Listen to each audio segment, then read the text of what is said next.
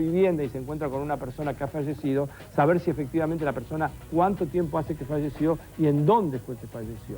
Los doctores Centeno y la doctora Oliva son los únicos que en la Argentina se dedican a esto y esta es la primera parte del informe.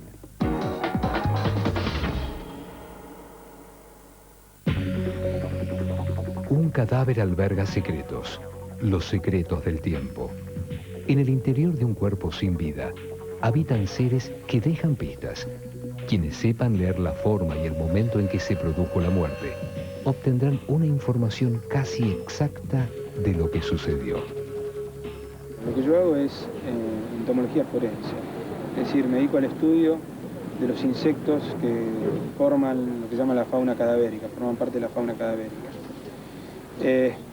Cuando un cuerpo se muere y es abandonado en algún lugar que queda expuesto a la acción de los insectos, comienza a descomponerse por acción de los microorganismos propios del cuerpo, pero además comienza la acción de los insectos que se alimentan de este cuerpo, estableciéndose una especie de comunidad de distintos tipos de insectos que van sobre ese cuerpo. Lo que yo hago es estudiar esa comunidad de insectos para aplicar esos conocimientos a una técnica que es la entomología forense, que permite realizar pericias que facilitan de alguna manera o contribuyen a establecer qué tiempo de muerto tiene un cuerpo.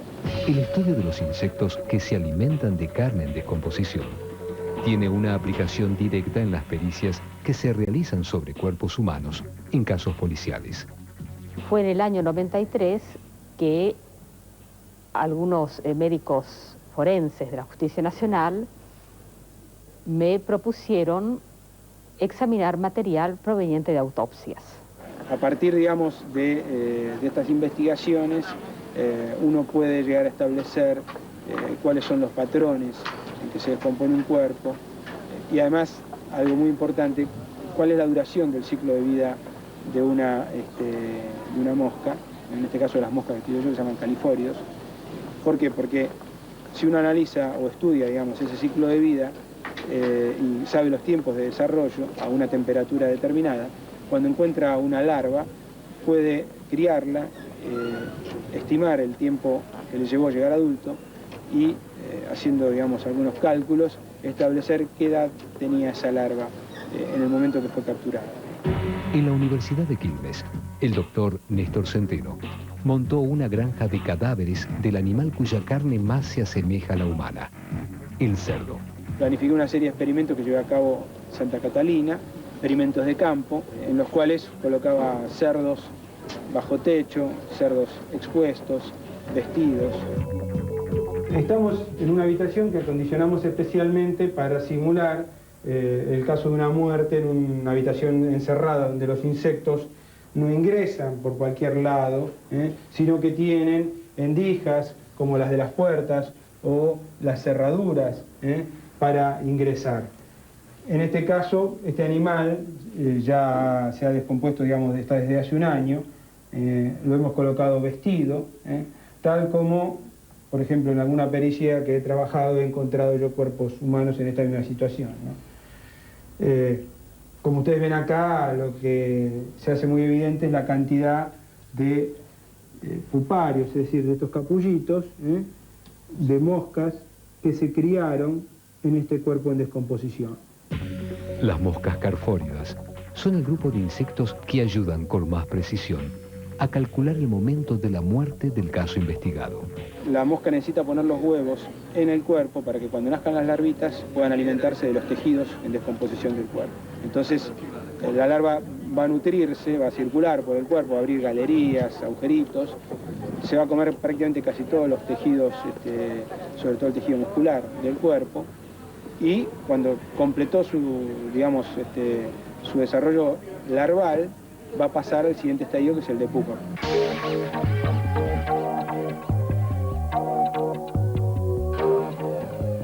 Lo que pretendemos hacer ahora es bajar esto a la tierra, es decir, ver cómo este tipo de investigaciones puede tener aplicación práctica, y vaya si lo tuvieron.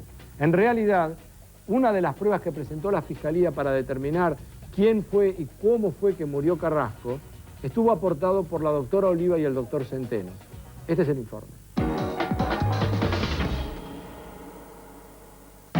Lo que acabó con el servicio militar obligatorio en la Argentina, vigente desde 1902, fue una feroz paliza. Esto fue lo que puso fin a la vida de un soldado de 19 años en Neuquén el 6 de marzo de 1994. Era Omar Carrasco, y hacía apenas 3 días que había sido incorporado al ejército.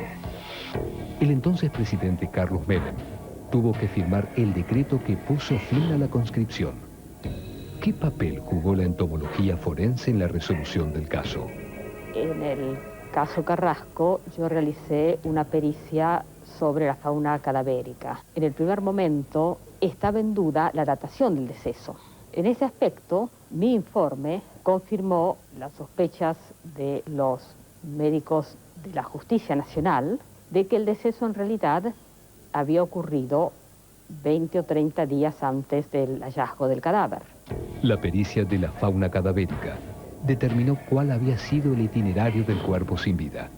El cuerpo estuvo oculto en un lugar oscuro, pero probablemente poco antes de encontrarlo, lo sacaron y lo tiraron al aire libre. Los científicos se transforman por momentos en detectives que trabajan por deducción sobre las pistas que dejan esos seres que se alimentan de carroña. Aparte de la doctora Oliva y yo, no hay nadie que haga esto. Las fuerzas, digamos, de seguridad, los organismos dependientes de la Fiscalía, o sea, la gente que investiga este tema no lo conoce demasiado, salvo de oídas o por alguna documental de Discovery, digamos, pero no sabe de la utilización de estas técnicas o de la potencialidad de estas técnicas. Por eso yo organizé un seminario un poco para difundirlo, ¿no? Para que se conozca, digamos, esta tarea y lo que puede contribuir, digamos, con sus limitaciones, pero puede contribuir al esclarecimiento de un caso. Es un tema realmente fascinante. Yo comprendo que a primera vista la idea de insectos devorando cadáveres puede parecer repulsiva, pero hay que reflexionar. Sí, hay insectos que comen carne muerta. Sí, hay insectos que comen estiércol. Hay insectos que comen sustancias en descomposición. ¿Preferirían que se quedaran ahí tiradas? Al contrario, esos insectos las hacen desaparecer. Uno ve que todo el esfuerzo, digamos, empleado, todo, tanto en el laboratorio como en el campo, de estar manipulando materia orgánica en descomposición, cadáveres, estar con malos olores, uno ve que todo eso se traduce en un hecho concreto, como es el caso de contribuir a esclarecer un hecho. Entonces, uno no deja de sentirse un poco más útil, ¿no?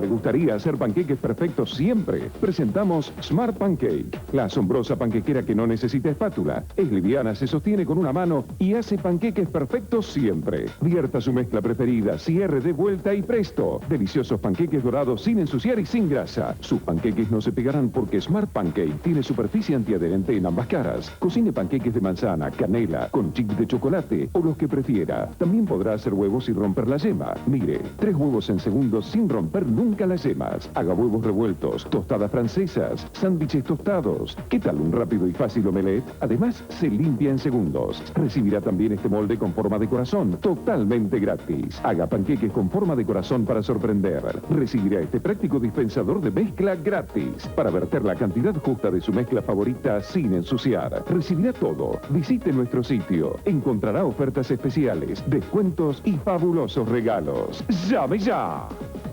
El martes, viví, sentí, vibra las letras del rock que llegan al corazón. Amor Rock en Sonar, este martes a las 10 de la noche por Canal 7. Para terminar el día bien informado, Canal 7 Noticias en la medianoche, de lunes a viernes, al término de Bar del Infierno por Canal 7.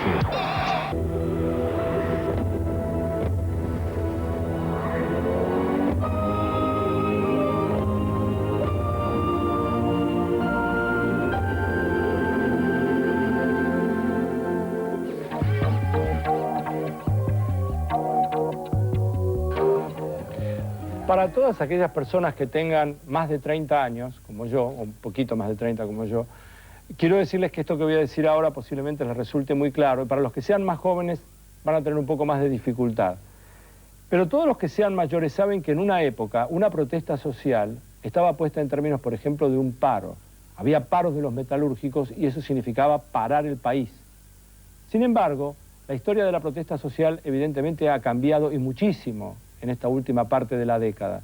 En la Argentina la protesta social hoy no viene marcada por un sindicato decretando una huelga general, aunque sí de hecho de vez en cuando aparece, porque hay muy poca credibilidad, o por lo menos me parece a mí. Pero de hecho han aparecido manifestaciones como los cacerolazos, los piqueteros, etc.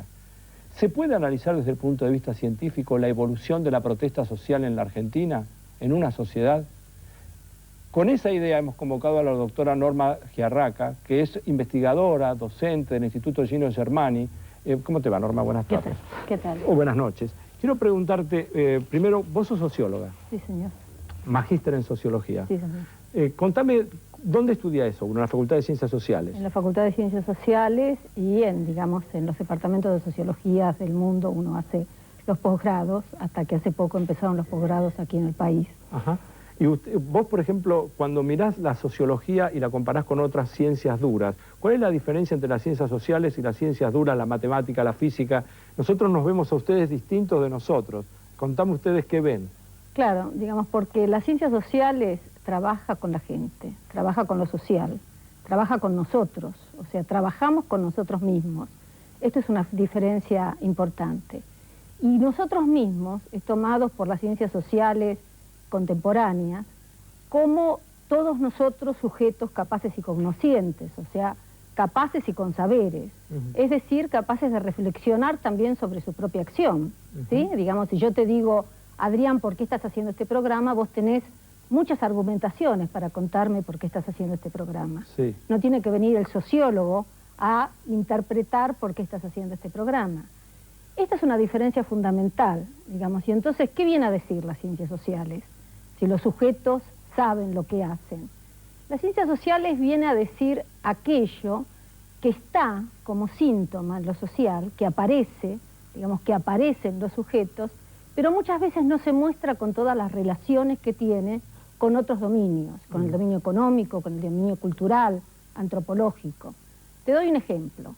En la década del 90, digamos, todos creíamos, o mucha gente creía, que el capitalismo neoliberal europeo era exitoso, ¿no? A nosotros nos decían hay que entrar al primer mundo.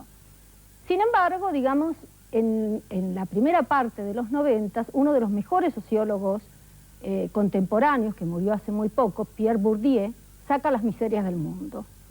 Y viene a decir aquello que poco se sabía de la sociedad francesa, que había inmigrantes hacinados, que había pobres, que empezaba la desocupación, digamos que después se empezó a ver. ¿Te acordás en diciembre del 95, claro, la gran huelga? Claro.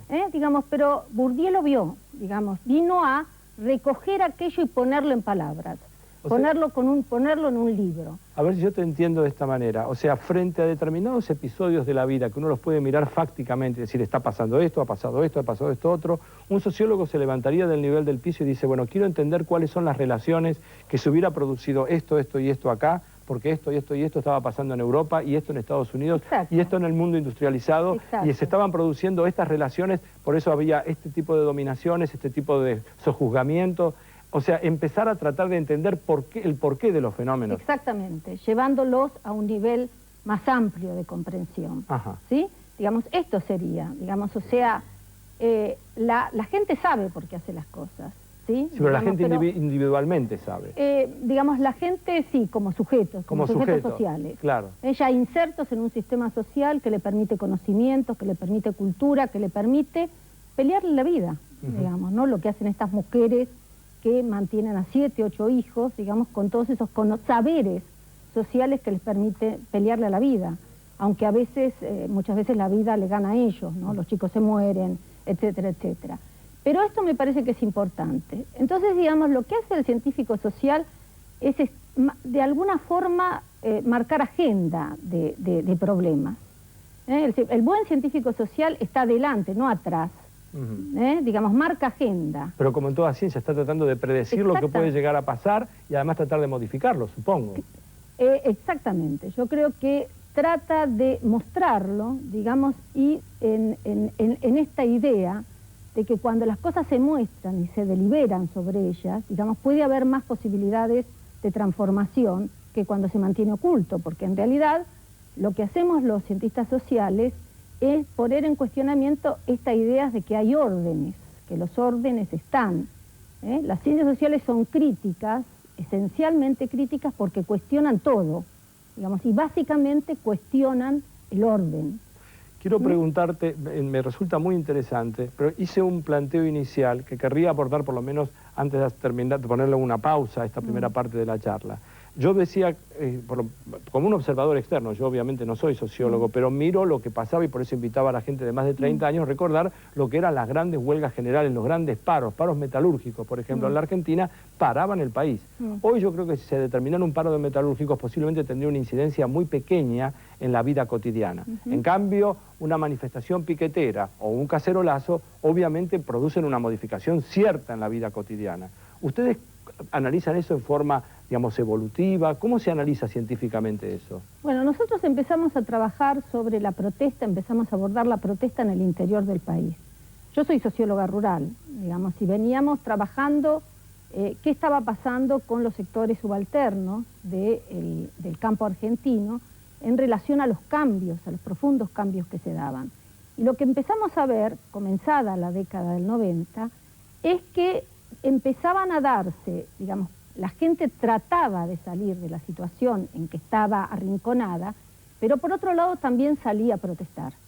¿Sí? Y esto era, digamos, nosotros empezamos a ver que protestaban los campesinos, las chacareras, acordate de las mujeres agropecuarias en lucha, y empezaba una protesta muy fuerte en los pueblos, en aquellos lugares que son de baja urbanización. O sea, ahí empezamos a, como grandes intuiciones sociales, a darnos cuenta que la protesta se había desplazado de los grandes centros industriales, que tradicionalmente habían sido Buenos Aires, el Gran Buenos Aires, Córdoba, a un interior más amplio. ¿Sí? Y esto se ve muy bien, fíjate vos, nosotros, porque lo que hacemos los científicos sociales es no solamente registrarlo, y ahora te voy a contar cómo lo registramos, sino también lo seguimos, lo que nosotros llamamos estudios de casos. Entonces acompañamos las marchas de las protestas del interior del país, sobre todo cuando vienen a Buenos Aires. ¿Y qué incidencia tuvieron los sindicatos? O sea, ¿hay más participación, menos participación? ¿Los sindicatos tienen incidencia? ¿La gente los sigue? En una época lo del sindicato era casi palabra de Dios. Bueno, fíjate dos cosas, fíjate, en el mundo agrario. En el mundo agrario, digamos, los sindicatos son las grandes corporaciones agropecuarias, que en la década del 80 habían hecho grandes protestas contra el gobierno de Alfonsín, pero básicamente para, digamos, mantener sus privilegios y sus derechos, no pagar impuestos, las retenciones agropecuarias o lo que sea, digamos. Y por otro lado había habido grandes protestas sindicales de la CGT, ¿sí? Los famosos 13 paros que se le hizo a Alfonsín. Pero la protesta de los 90 cambia fundamentalmente. Por un lado, digamos, en el mundo agrario son protestas con nuevos actores sociales. ¿Qué son quiénes? Y son, por ejemplo, empiezan los campesinos de Santiago del Estero hasta formar el MOCASE, el Movimiento Campesino de Santiago del Estero, que en este momento es bastante conocido a nivel nacional. Empiezan estas mujeres a no querer que se les remate sus tierras, ¿te acordás? Sí, claro. Lucy Cornelis, que se para, rezan, cantan el himno y no permiten que se les remate sus tierras. Movimiento que comienza en el 95 y se llamó Mujeres Agropecuarias en Lucha. Estas organizaciones, estos nuevos actores, se dan al margen de los gremios tradicionales. Lo mismo pasa en el nivel de los pueblos y después en el Gran Buenos Aires cuando aparece ese sujeto, que es el sujeto desocupado, que se transforma en actor.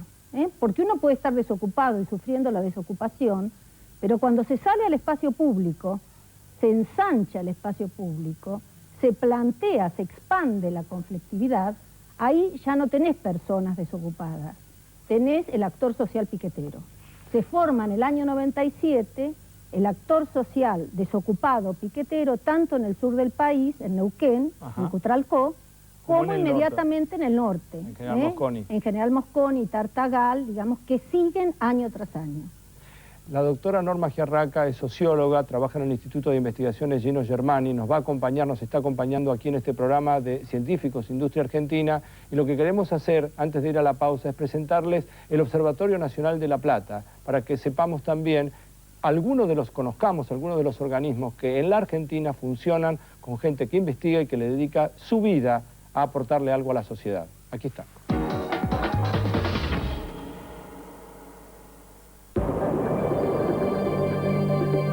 Mirar el cielo, bucear en un océano de luces y sombras, explorar los misterios del universo. Todo eso y muchas sorpresas más se esconden detrás de las centenarias paredes del Observatorio Astronómico de La Plata, un fabuloso territorio de ciencia. El Observatorio Astronómico de La Plata fue fundado por un decreto del 22 de noviembre de 1883, prácticamente un año después de la fundación de la ciudad de La Plata, el 19 de noviembre de 1882, si bien el observatorio nació en intención junto con la ciudad. El observatorio se creó para desarrollar la investigación astronómica, pero casi inmediatamente se transformó en un centro de estudios. Joaquín B. González utiliza al observatorio junto con el museo como pilares fundamentales para la creación de la Universidad Nacional de La Plata. Es decir, el observatorio y el museo son los primeros organismos con que contó esta universidad. El observatorio arrancó siendo un instituto de investigación y luego pasó a ser una escuela de astronomía y geofísica. Actualmente, desde el año 82 más o menos, es la Facultad de Ciencias Astronómicas y Geofísicas. El plan de estudios de las carreras de astronomía y geofísica tiene una duración de 5 años. El Observatorio de La Plata es el más importante en cuanto al número de alumnos y al número de docentes. En el área de la astronomía, bueno, se abarca una amplísima gama de investigaciones en lo relacionado con las estrellas y sus agrupaciones. Las estrellas se agrupan de muchas formas, objetos dobles, múltiples, etcétera, o agrupaciones mucho más grandes, cúmulos estelares, cúmulos que son abiertos, cúmulos que son cerrados, galaxias, cúmulos de galaxias.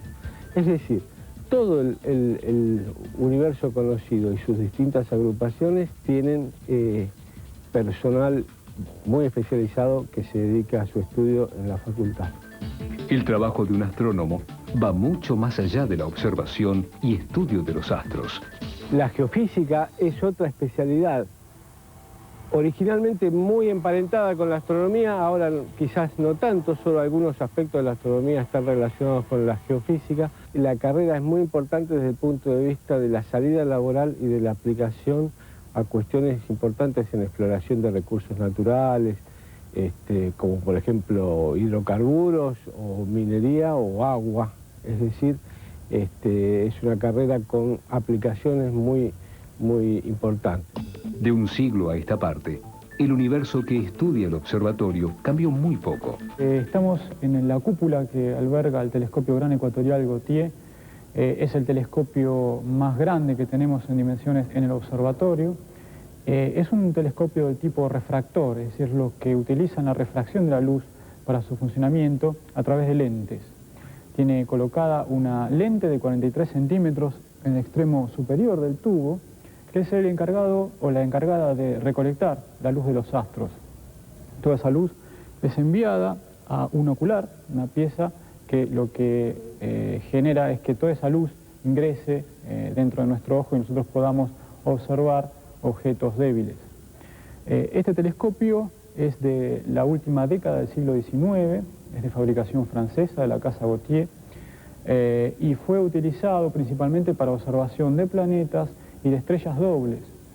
Las estrellas dobles se las medía con un instrumento denominado micrómetro que está exhibido abajo en la sala del museo y que mediante hilos de araña permitía medir la separación entre las estrellas y el ángulo de posición. En La Plata, al igual que en el Observatorio de París y de otras ciudades del mundo, los telescopios ya no se usan en investigación, sino para fines didácticos y de divulgación. El telescopio actualmente funciona de manera excelente, y hoy en día es utilizado principalmente con propósitos de difusión. Es decir, el público que quiera acercarse al observatorio puede observar a través de este instrumento que les garantizo tiene una calidad de imagen muy buena. Observatorio Astronómico de La Plata. Los secretos del universo al alcance de los ojos.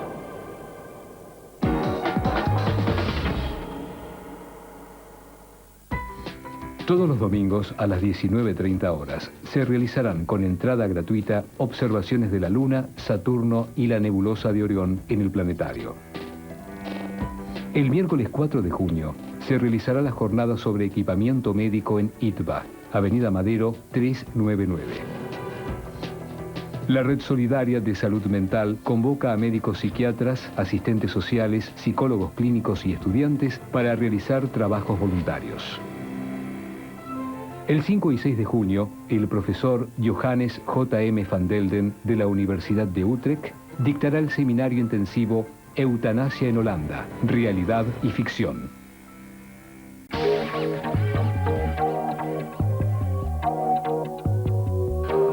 Personajes divertidos, una explosión de dulzura. Para los más chiquitos, chocolate con Marilusa. Que la magia nunca termine para que tu sueño ilumine un planeta mucho mejor. Con Marina Bonenstein, de lunes a viernes a las 4:30 de la tarde por Canal 7. Hay tantas puertas. Vos elegiste, son tus favoritos. Digimon, Slayers, prendete a la aventura. De lunes a viernes a las 6 de la tarde por Canal 7.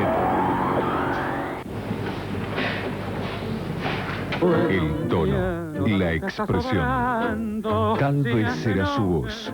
De Christian Pauls. Visionario, Argentina en Foco. Un programa de la Secretaría de Cultura de la Nación. Este martes a las 7:30 de la tarde por Canal 7. El país cambió. Ahora hay que hablar de trabajo, de nuevas ideas y nuevos negocios. De producción nacional. Hecho en Argentina. Con Dolores Pereira Iraola, Juan Capecci y Rafael Koanov. Todos los martes a las 12:30 de la noche por Canal 7. No me saques de aquí, por favor, estoy demasiado tranquilo. Si quiero enterarme de nada hoy, así es el calor. Los abuelos de la nada. Todo el cuerpo dice junten en tu corazón. Brindo por mujer ahogada en besos, brindo por el hombre. El Archivista, este miércoles a las 10:15 de la noche por Canal 7. El amor.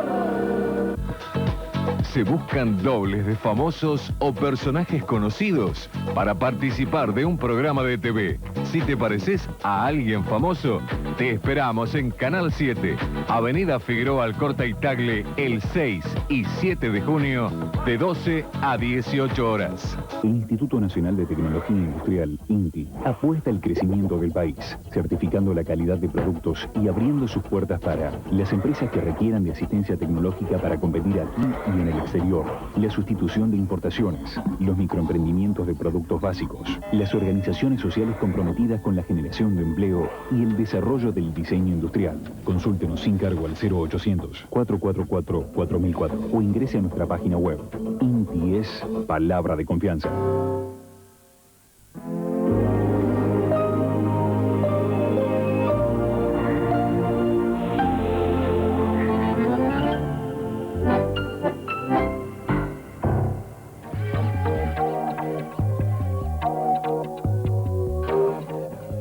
Como hace un ratito nos está acompañando aquí en Científicos Industria Argentina la doctora Norma Giarraca, magíster en Sociología y un analista, digamos, desde la ciencia de cómo se pueden interpretar los fenómenos sociales, por ejemplo el de la protesta en la Argentina. ¿Cuáles son las características que se han modificado con las protestas en el año 90, Norma? Sí, esa es una pregunta que nos hicimos, ¿no? O sea, ¿cuáles eran las características? ¿Por qué hablábamos de una nueva protesta, ¿no? Comparado con las protestas de los 80 o comparados con las protestas de los 70. Digamos, la protesta de los 70 está claro para todos, digamos, eran protestas que estaban encuadradas en un proyecto político que suponía un cambio muy profundo de estructuras, o sea, o porque venía el Perón, según el movimiento peronista, o porque venía el socialismo, según las sujetos políticos que venían de la izquierda. En los 80, con la recuperación de la democracia, digamos, la protesta se basa básicamente en lo sindical, los sindicatos, y en el movimiento de derechos humanos que venía de la década del 70. Esto es lo que marca básicamente la década del 80, las protestas de la década del 80. Pero en la década del 90 hay una transformación muy importante del país. Y entonces empieza una expansión de la conflictualidad en todas las regiones y por primera vez las protestas se territorializan, o sea, empiezan a darse protestas desde el norte hasta el sur, ¿sí? De todos modos tenemos que tener claro que la protesta sindical sigue teniendo un peso importante dentro de las protestas medidas como protestas nacionales. Yo no he registrado las protestas nacionales, pero tomo un muy buen trabajo de un sociólogo que registra las protestas durante toda la década con la misma metodología, ¿sí? Y lo que se muestra ese trabajo es que de todos modos más del 50% de las protestas en la década siempre siguen siendo con la intervención de un gremio, de un sindicato. Pero sin embargo, hasta un 47 o casi 50% de las protestas que se registran son lo que se llaman protestas sociales, sin intervención de gremios. Esto es una característica importante. Sí, muy importante, porque la gente ahora no tiene trabajo, no tiene empleo, entonces no hay sindicato. ¿A qué sindicato pertenece? Claro, y además, digamos, si vos me decís cuál es la característica de la protesta de los 90, es una protesta hacia la expropiación, ¿sí? Esa expropiación de derechos, esa expropiación de recursos materiales y simbólicos, como son los derechos a la salud, el derecho a la educación, el derecho al trabajo, y también materiales. Vos fijate que muchos campesinos perdieron sus tierras, muchos chacareros, o sea, la estructura agraria argentina tenía una fuerte composición de chacareros, hasta 200 hectáreas. Esos chacareros, el último Censo Nacional Agropecuario muestra que hay una disminución impresionante, digamos, nunca visto en el país, de las unidades de producción medianas. O sea, hubo un proceso de concentración y vos sabés muy bien que cuando hay un proceso de concentración hay un proceso de expropiación. Claro. A alguien se le expropia para concentrar en otro lado. ¿Y qué respuesta hay? ¿Quiénes escuchan a los que protestan? Eso es increíble, pero el mismo trabajo que yo refería antes muestran que la protesta de 1991 al 2001, el 93% de las protestas, todas las protestas de la década, no tuvieron respuesta. ¿El 93%? El 93%. Ninguna respuesta. Tomada también como respuesta, aunque sea la represión. Ajá. Fue la indiferencia total. No tuvieron ningún tipo de respuesta. Y en ese 7%, digamos, se contabiliza la represión o se contabiliza algún tipo de negociación o del Estado con los empresarios o con los terratenientes, que solo es algo así, un poquitito más que el 20%, del 7%. Te quedaste con muchas ganas de decir un montón de cosas ahora. Sí. Lo vamos a seguir hablando en el programa. Yo quiero decir que para todas aquellas personas que están interesadas en avanzar un poco más, hay un libro publicado por la doctora Giarraca y algunos colaboradores que se llama La protesta social en la Argentina, transformaciones económicas y crisis social en el interior del país. Vale la pena entender también que los científicos argentinos también piensan tratando de entender qué es lo que nos está pasando, no solamente leyendo la cotidianeidad, el gana-pierde de todos los días, sino tratando de levantarse del nivel del piso y mirar un poco más con un horizonte mayor. Muchísimas gracias por haber venido, Gracias, Norma. Adrián, vos por haberme invitado. Bueno, y ahora nos vamos aquí en Científicos Industria Argentina a ver qué es lo que pasa con esto. Esto, digamos, esto no es una novedad, ¿no? Porque esto en realidad lo que es una rueda y espero que no se caiga, pero la pregunta es, cuando apareció la rueda, ¿se modificó algo? ¿Hubo alguna modificación en la historia? Seguro que sí. Entonces lo que podemos hacer es ir a revisar qué es lo que le aportó la rueda a la humanidad.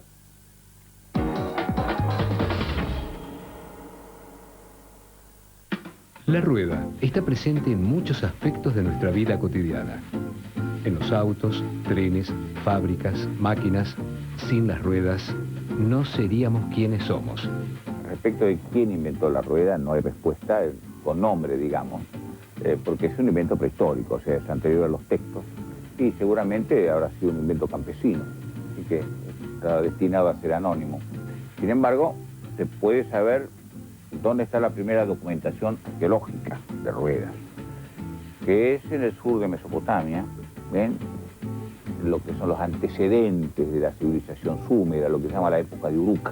Es prácticamente, son los súmeros cuando todavía no habían desarrollado escritura. Eso es hace, más o menos, eso fue en 3500 antes de la era, más o menos. Según los arqueólogos, la invención de vehículos rodados seguramente es consecuencia de la conjunción entre el uso de troncos de árboles para facilitar el movimiento de objetos pesados y de los trineos que se deslizaban fácilmente. Al juntarlos, tenemos un interesante aparato apto para arrastrar objetos. El problema principal y el verdadero invento que revolucionó a la civilización es la construcción de ejes fijos y su unión a las ruedas, que los sumerios plantearon por primera vez alrededor del año 3500 a.C. Más adelante se perfeccionaron los ejes y se recortaron las ruedas de madera para llegar a una especie de carro que apareció mucho después de lo que la imaginación sugiere. Las primeras evidencias de rueda corresponden a un carro de una pictografía en Uruk, pero la rueda de alfarero parece haber precedido o quizás sucedido en muy poco tiempo al carro. Son casi fenómenos simultáneos. Luego vino el carro de 4 ruedas, más estable y que permitía llevar más peso. Tenemos datos casi contemporáneos para carros de 2 y de 4 ruedas. Y los usos son evidentemente transporte humano y muy tempranamente, ya en 2800, 2900 antes de la era, el uso como carro de guerra. El carro súmero está bien documentado en un famoso mosaico, el llamado estandarte de Ur, del Museo Británico. Es un carro pesado, un carro de 4 ruedas. Fíjese que 4 ruedas significa dificultad de maniobra, mucho más difícil maniobrar con 4 que con 2. Y era básicamente para el transporte de soldados. Era un carro pesado. Sin embargo, en la escena se lo representa pasando sobre los cuerpos de los caídos enemigos, de manera que es probable que haya tenido también un poco la función de tanque de guerra, digamos. De acuerdo con otros hallazgos arqueológicos, hubo una invención independiente de la rueda en China hacia el año 2800 a.C. Respecto del caso de América, bueno, no se utilizó la rueda para transporte, muy probablemente porque no había animales de tiro. En Mesoamérica, tanto en el área mexica como en el área maya, se han encontrado juguetes con ruedas, de manera que el principio se conocía, simplemente no debe haberse aplicado porque no era práctico. Sin embargo, llama la atención sí la falta de rueda de alfarero, siendo que la cerámica tuvo un desarrollo enorme en América, una especialización muy grande. No hubo rueda de alfarero, siendo que en el viejo mundo, bueno, se utilizó muy ampliamente. Sin duda, la ventaja tecnológica es lo que explica la trayectoria del mundo, antes como ahora, digamos, ¿no? Y el carro, que ya lo vemos utilizado muy tempranamente como máquina de guerra, y que cuya evolución se puede seguir bastante bien, evidentemente fue un elemento de poder, digamos. También de paz, con la medida en que favoreció los contactos comerciales. No cabe duda de que debemos a un genial inventor, o tal vez una inventora o un grupo de inventores, el uso de la rueda que gira alrededor de ejes fijos. De allí parten nuevos descubrimientos que permitieron el avance de las civilizaciones hasta nuestros días.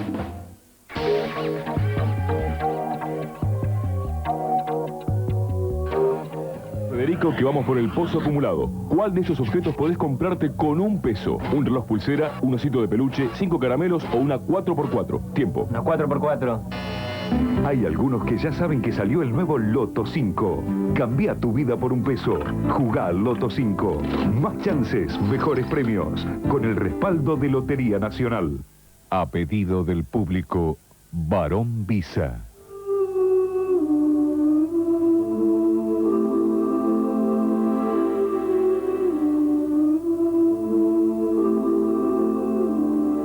Es un hombre que se enamoró tanto, como para llegar al más grande de los amores y luego al más grande de los crímenes. Sin duda es un apasionado. Conozca la trágica vida de Barón Visa. Una historia de poder, sangre y escándalo como jamás mostró la crónica policial. Vida y vuelta, este martes a las 11 de la noche, por Canal 7. Polémica, pensamiento, actualidad, un debate para conocernos más. Marcó y Marconi, Confesiones. Este lunes a las 12:30 de la noche por Canal 7. Reciba las primeras noticias del día en ayunas. Infórmese antes. En ayunas, con Pedro Dizán. De lunes a viernes a las 6:30 de la mañana por Canal 7. Vení, te cuento. ¿Te divertís? ¿Cocinás? ¿Te informás? Chismes, deportes, bricolage, espectáculos. ¿Tenés visitas? Pablo y Ginette se juegan por vos y ganás premios. Vení que te cuento, te va a gustar. De lunes a viernes a las 2 de la tarde por Canal 7. Chavo Nardo, de lunes a viernes a las 5 de la tarde, el mejor anime del mundo está aquí en Canal 7. ¿En dónde? En Animax, lo máximo en anime, con unas series realmente impresionantes. Kantaro en estreno en televisión abierta y Medabot con todos sus capítulos sin corte de escenas de ningún tipo. Y todos los informes, los personajes, todo lo que vos querés ver aquí en Canal 7 todos los días a las 5 de la tarde en Animax, lo máximo en anime. Este martes, otro desafío, una red federal de autopistas. El análisis a fondo con el periodista Carlos Mira. Argentinos a las obras, con Guillermo Laura. Este martes, a las 8:30 de la noche, por Canal 7. La esperanza de un mundo mejor. La imagen por la cual vale la pena arriesgar la vida, sacrificarse hasta la muerte en los campos de batalla. El Che Guevara, un símbolo de rebeldía, coraje y devoción. El legendario argentino Ernesto Che Guevara en el análisis de Historia Confidencial. Con Pacho O'Donnell, Felipe Piña y Emma Cibotti. Este miércoles a las 11 de la noche por Canal 7. Ahora la cultura tiene un sitio y un panel de especialistas para difundir todas las novedades. El Refugio de la Cultura, con Osvaldo Quiroga, los miércoles a las 12:30 de la noche por Canal 7. Disculpame, Federica, que llegué tarde, te juro que es la última vez. ¿Por qué estamos acá? Porque vamos a hacer una promo, porque largamos juntas un programa de preguntas y respuestas para pibes que están en último año del colegio secundario. Hay que armar grupos de 5 chicos y presentarse acá. ¿Y cómo tienen que hacer para venir acá? Figueroa Alcorta y Tagle todos los días, de lunes a viernes, de 11 de la mañana a 4 de la tarde.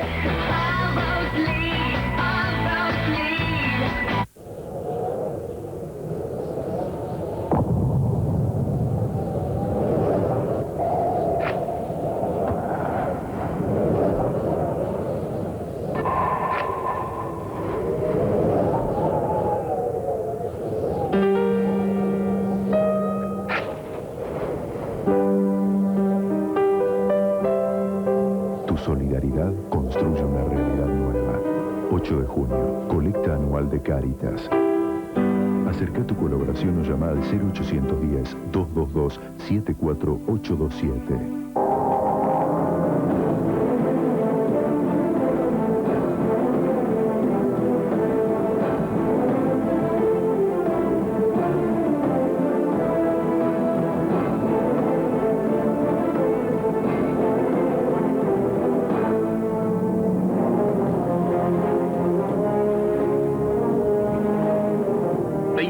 De mayo, Día del Ejército. Un ejército para servir. Vas a entrar al bar del infierno con Alejandro Dolina y no vas a poder salir. De lunes a viernes a la medianoche por Canal 7. Transmite LS82, TV Canal 7, Buenos Aires, Argentina.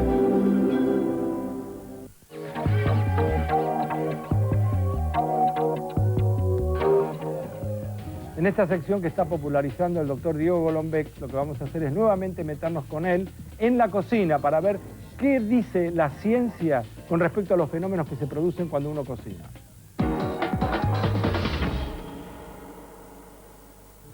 Adrián, algunos de los problemas del cocinero científico son muy simples, son cosas que nos pasan todos los días, no dejan de ser misterios científicos. Por ejemplo, ¿por qué cuando la leche hierve se sale de la olla o se sale del recipiente. No todos los líquidos que uno hierve se salen del recipiente, ¿sí? Cuando uno hierve agua, salen burbujas, sale vapor de agua, no empieza a salir a borbotones. Es más, uno hierve leche, se va un momento, vuelve y se quedó sin leche. Eso se debe a las propiedades de la leche, qué tiene adentro, ¿sí? La leche es un líquido bastante particular, ¿sí? Es un líquido que se denomina en química una emulsión, ¿sí? Una emulsión es un líquido que tiene más o menos disueltas burbujas de cosas. En el caso de la leche tiene más o menos disueltas burbujas de grasa. Y además, la leche tiene un montón de proteínas y azúcares disueltos. ¿Qué es lo que sucede cuando la leche está hirviendo?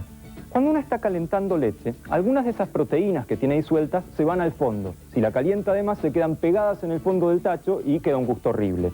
Otras de esas proteínas se van arriba y forman otra capa de proteínas pegada a la superficie. Una proteína en particular se llama caseína, hace esto. Forma eso que todos los chicos le tienen terror, que es la nata, ¿sí? Justamente la nata forma una película por arriba de la leche y entonces desde abajo, si la leche está hirviendo, va a formar burbujas de vapor de agua que empujan hacia arriba. Y no están empujando al aire como en el caso de que uno esté calentando agua, están empujando a esa capa de proteínas. Entonces, ¿qué pasa? La empujan hacia arriba y si esto sigue hirviendo, se me va del tacho, ¿sí? Hay algunas soluciones que podría hacer el cocinero científico para esto. Primero, no hervir como estoy haciendo yo, así a lo bestia, ¿sí? Hervir mucho más lentamente. Revolver. ¿Qué está haciendo uno al revolver? Primero, rompiendo un poco esta capa de nata y segundo, homogeneizando un poco el calor, ¿sí? Cualquier cosa que uno pueda hacer para facilitar este vapor que está saliendo, esta evaporación, va a hacer que la leche al hervir no salga tan violentamente del tacho, ¿sí? La nata va a quedar igual y después va a haber que hacer algún truco como agarrarla con la cuchara y ponerla en un costado. Pero al menos podemos irnos un ratito, si está hirviendo muy lentamente, volver y todavía vamos a tener algo de leche en el recipiente.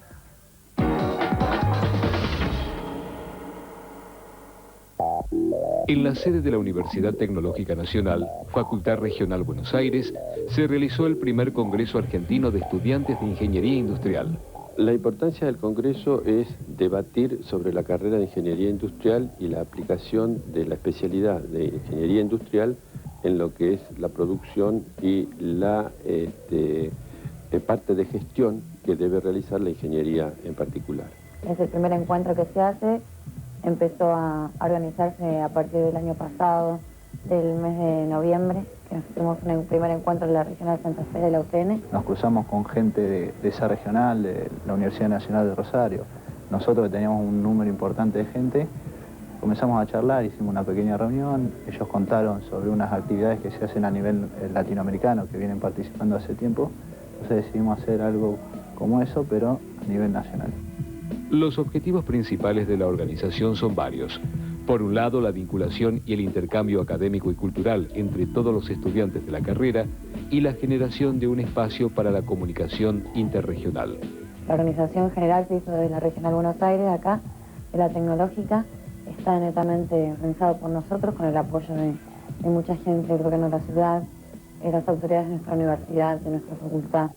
El Congreso trata de incentivar el desarrollo de nuevos emprendimientos y formar parte del proceso de reconstrucción de nuestra industria nacional. El objetivo es, primero que nada, integrar y formar una red de vínculos profesionales con vistas a, digamos, debatir, intercambiar ideas. Y es el primer congreso que se realiza para los estudiantes de Ingeniería Industrial, un poco para mezclarlos con todos los chicos de la Universidad Tecnológica Nacional. Vienen de todas las regionales donde se cursa Ingeniería Industrial. Creo que es la primera vez que se genera una reunión de tanta envergadura promovida específicamente por los estudiantes, porque si bien han invitado a especialistas a dar alguna conferencia, ellos van a debatir después en aulas, en equipos de trabajo, sobre temas puntuales de cómo ven o cómo interpretan la carrera de Ingeniería Industrial. Las expectativas son muy buenas, como nos dice el lema, que nos basamos en eso, los logros nacen cuando nos atrevemos a comenzar. Se ha despertado el interés de todo el país y yo creo que en este momento, con todas las angustias económicas y demás, que se movilicen 400, 450 alumnos para reunirse a debatir, creo que es de importancia. Realmente este es un inicio de un trabajo a nivel nacional de estudiantes más que nada, para que en un futuro a nivel profesional sigamos laburando, ¿no?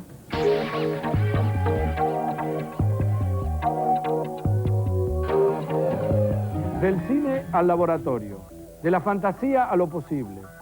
En algún sentido, este es el camino que nosotros les proponemos recorrer cada semana en esta sección que hemos dado en llamar Ciencia y Ficción.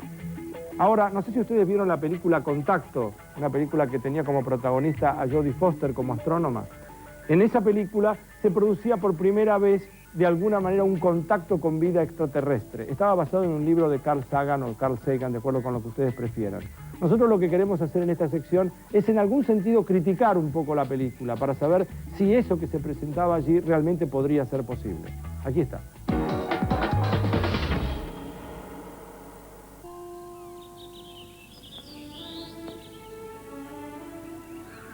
En Ciencia y Ficción de hoy, veremos algunos errores de la película Contacto, basada en una novela del famoso divulgador científico Carl Sagan. La película comienza con una imponente secuencia de apertura que nos expulsa de la Tierra mientras se oye un programa de radio.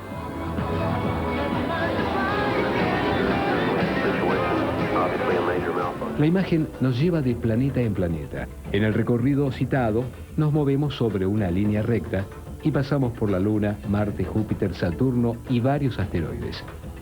Sucede que en la realidad es muy extraordinario que los planetas tengan esta alineación tan prolija y conveniente como en la película.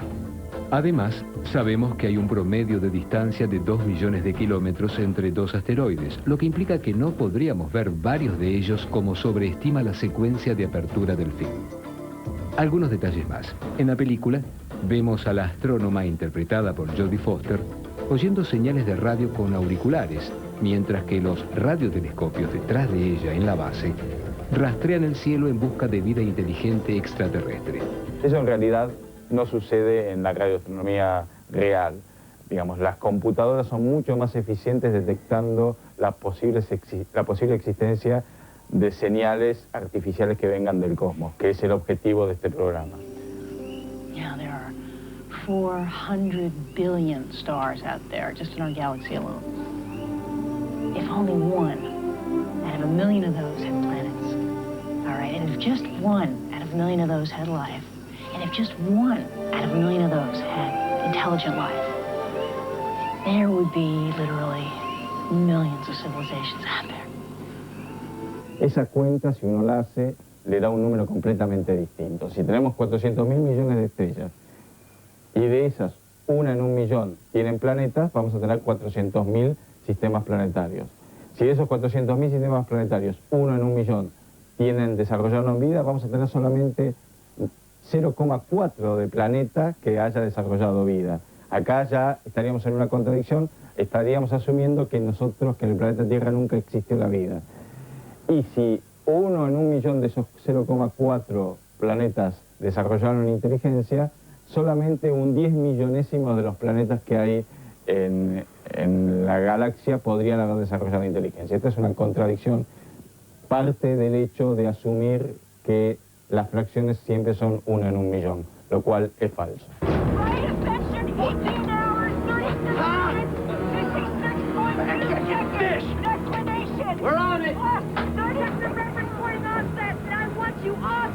La secuencia donde se muestra el descubrimiento de la señal, se están utilizando handys para comunicar la detección de la señal. Y eso es prácticamente imposible que en una institución radioastronómica se utilicen handys, porque esos handys generan interferencias que pueden afectar la detección de la señal. Al final de la película, donde la protagonista viaja a través de los llamados agujeros de gusanos, que son entidades teóricas desarrolladas por un cosmólogo llamado Kip Thorne, es importante señalar que Kip Thorne fue consultado por Carl Sagan a principios de la década del 80 para saber si podría existir algún mecanismo físico que permitiera los viajes interestelares. Entonces él se puso a trabajar en la solución de ciertas ecuaciones y encontró que ciertas ecuaciones permitían la existencia de estos hipotéticos objetos llamados agujeros de gusanos, que son como puertas dimensionales que me permiten atravesar grandes distancias en el universo. Dada la motivación de darle una solución científica a un problema en una novela de ciencia ficción, surgió en la ciencia formal todo un área de investigación que está vinculada a este tema llamado agujeros de gusano.